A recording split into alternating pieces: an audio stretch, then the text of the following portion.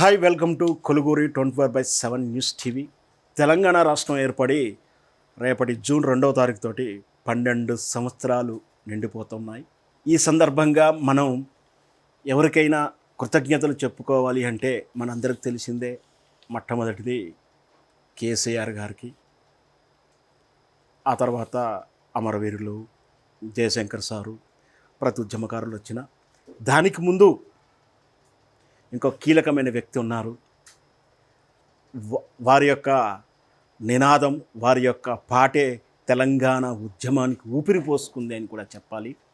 ఆవిడే ఎవరో కాదు, బెల్లి లలిత గారు. బెల్లి లలితక్కగా ప్రసిద్ధికి ఎక్కినటువంటి ఈ గానకోయిల, తెలంగాణ గానకోయిల బెల్లి లలితక్క యొక్క వర్ధంతి, 27వ వర్ధంతి ఈరోజు. మనం ఖచ్చితంగా స్మరించుకోవాల్సిన అవసరం ఎంతో ఉంది.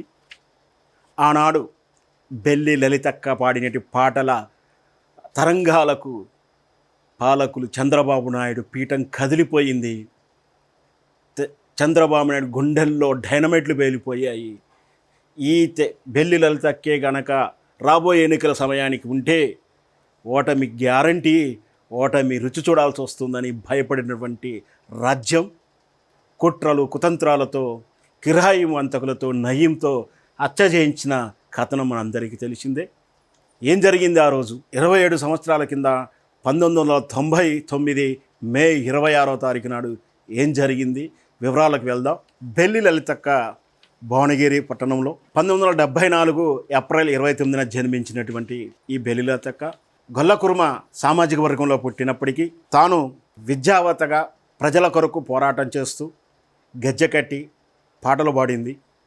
ఆనాడు ఆమె పాడిన పాటలు తాగబోతే నీళ్లు లేవాయే, రాకరాక నల్లా వచ్చే అని పాటలు పాడుతుంటే తెలంగాణ సమాజం ఉర్రూతలొగింది.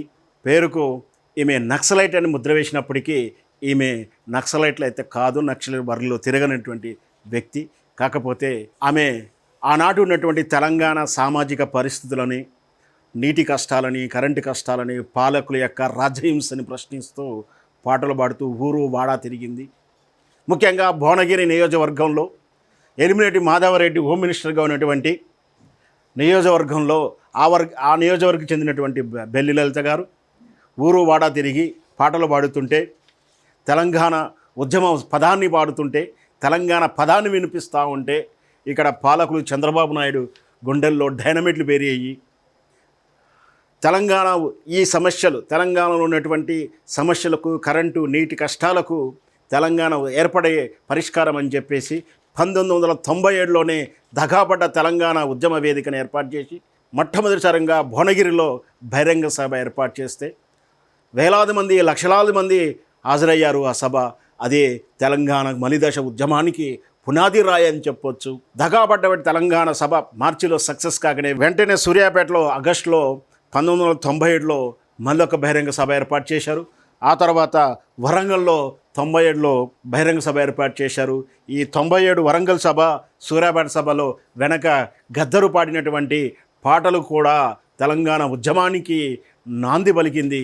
అక్కడితోటి తెలంగాణ ఆలోచన పురుడు పోసుకుంటూ ఉద్యమ రూపంలో అడుగులేస్తూ ముందుకెళ్తున్న తరుణంలో తెలంగాణ ఆవశ్యకతను అర్థం చేసుకున్నటువంటి కేసీఆర్ గారు ఉద్యమానికి స్ఫూర్తినిచ్చి ఉద్యమ పార్టీ పెట్టి ఆ తర్వాత విరోధులుగించి ఉద్యమాన్ని తారాస్థాయికి తీసుకెళ్ళి తెలంగాణ ఏర్పడకుంటే తప్పదు అనేటువంటి పరిస్థితులు క్రియేట్ చేసి తెలంగాణను ఏర్పాటు చేసిన వైనం మనందరికీ తెలిసిందే. అంటే ఇక్కడ జరిగినటువంటి కుట్ర ఏమిటంటే, బెల్లి లలిత గారు బతికుంటే రాబోయేటువంటి ఎన్నికల్లో గెలవడం కష్టమని చెప్పేసి కుట్ర చేసి నయీం అనేటువంటి కిరాయి హంతకుడితోటి హత్య చేయించి, నయీం అనేవాడు జైల్లో ఉండేనే అతని తమ్ముడితోటి హత్యలు చేయించి 1999 మే 26వ తారీఖు నాడు మాట్లాడడానికి రమ్మంటున్నాడు అన్న అని చెప్పి తీసుకునేటువంటి ఒక హంతకుడు. ఆ తర్వాత అంటే సుమారు 8 గంటల ప్రాంతంలో, 7 గంటల ప్రాంతంలో తీసుకునేటువంటి బెల్లి లలితను ఆ తర్వాత ఆ రాత్రి 11 గంటకి ఆర్తనాలు వినిపించాయని చెప్పేసి ఊరు వాడ అందరూ చర్చించుకున్నారు. అయినా ఆమె మీదటువంటి కట్టుకథలల్లి ఆమె ఎక్కడికో ఎవరితో వెళ్ళిపోయిందనేటువంటి కథలల్లి ఇచ్చి ఆ తర్వాత ఒక ఊహాతీతమైనటువంటి లెటర్, ఆకాశరామన్న లెటర్ వేసేసి నేను క్షేమంగా ఉన్నాను, పలానాయంతో వెళ్ళిపోయానంటూ అభూత కల్పనతో ఉత్తరాలు రాయించినటువంటి విధానం కూడా తెలంగాణ సమాజం చూసింది. ఆ తర్వాత 5 రోజులకు 7 రోజులకు భువనగిరి పట్టణం చుట్టూ ముక్కలుగా 16 ముక్కలుగా నేకినటువంటి బెల్లి లలిత మృతదేహాలు ఒక్కటిగా వెలుగు రావడంతో ప్రభుత్వం దిగివచ్చి ఈ హత్య జరిగిందని ఒప్పుకొని విచారణ పేరు మీద పక్కదారి పట్టించిన విధానం అందరికీ తెలిసింది. అయినప్పటికీ హంతకులు ఎవరో ప్రజలు స్పష్టంగా తెలిసిపోయింది. బెల్లి లలిత హత్య కేవలం ఈ ముగ్గురు యొక్క కుట్రతోడే జరిగిందని తెలంగాణ సమాజానికి తెలిసింది. ఆనాడు బెల్లి లలితకు పడిన పాటల స్ఫూర్తితోటే ఉద్యమం స్ఫూర్తి నిండినట్టు తెలంగాణ సమాజం, దగాబడ్డ తెలంగాణ వేదికే పునాదిగా ఏర్పడిన తెలంగాణ ఉద్యమం నేడు తెలంగాణ సిద్ధించేంత వరకు కారణమైంది. అయినా ఇంకొకటి ఇక్కడ మనం గుర్తుంచుకోవాల్సింది, దగాబడ్డ తెలంగాణ ఉద్యమం ఏదైతే దగాబడ్డ తెలంగాణ అటువంటి సభ ఏ విధంగా అయితే తెలంగాణ సిద్ధిస్తానికి కారణమైందో, ఇప్పుడు తెలంగాణ అస్తిత్వ వేదికలు కూడా మళ్ళీ పుట్టుకొస్తున్నాయి. తెలంగాణ ప్రయోజనాలకు విరుద్ధంగా పాలకులు చేస్తున్నటువంటి నిర్ణయాలకు వ్యతిరేకిస్తూ తెలంగాణ అస్తిత్వ వేదికలు మళ్ళీ పుట్టుకొస్తున్నాయి. ఈ పరిస్థితులు వస్తున్నాయి. కారణం ఏంటంటే పాలకులు తెలంగాణ ప్రయోజనాల కన్నా వాళ్ళ వ్యక్తిగత ప్రయోజనాల గురించి వేరే వాళ్ళ యొక్క మోచేతి నీళ్లు తాగడానికే వంగుతున్నారు. కాబట్టి మళ్ళీ తెలంగాణ హక్కుల కోసం మరొక వేదికలు పుట్టుకొస్తున్నాయి. అదే తెలంగాణ అస్తిత్వ వేదికలు. వీటిని ఇంకా పుట్టుకొస్తున్నాయంటే పాలకుల అనిశ్చితత్వం ఏంటో మనం అర్థం చేసుకోవాలి. ఏం జరిగినా రేపు జూన్ 2వ తారీఖు వరకు 12 సంవత్సరాలు నిండినటువంటి తెలంగాణ రాష్ట్ర సిద్ధించినప్పుడు ఖచ్చితంగా మరొక్కసారి స్మరించుకోవాల్సింది బెల్లి లలిత గారికి. మరొక్కసారి విప్లవాది వందనాలు ప్రకటిద్దాం బెల్లి లలిత గారికి. Hi friends, thank you for watching this video.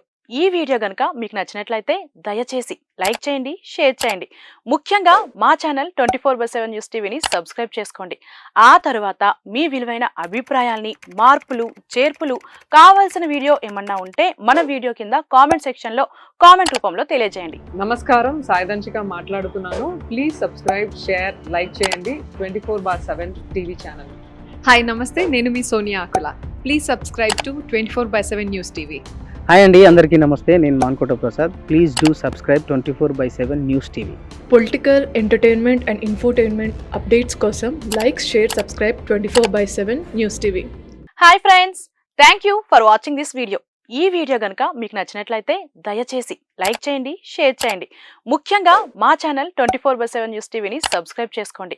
ఆ తర్వాత మీ విలువైన అభిప్రాయాల్ని, మార్పులు, చేర్పులు, కావాల్సిన వీడియో ఏమన్నా ఉంటే మన వీడియో కింద కామెంట్ సెక్షన్లో కామెంట్ రూపంలో తెలియజేయండి. నమస్కారం, సాయిదంచిక మాట్లాడుతున్నాను. ప్లీజ్ సబ్స్క్రైబ్, షేర్, లైక్ చేయండి 24/7 టీవీ ఛానల్. హాయ్ నమస్తే, నేను మీ Sonia Akula. Please subscribe to 24/7 news TV. Hi అండి, అందరికీ నమస్తే. నేను Mankota Prasad. Please do subscribe 24/7 news TV. Political, entertainment and infotainment updates కోసం like, share, subscribe 24/7 news TV.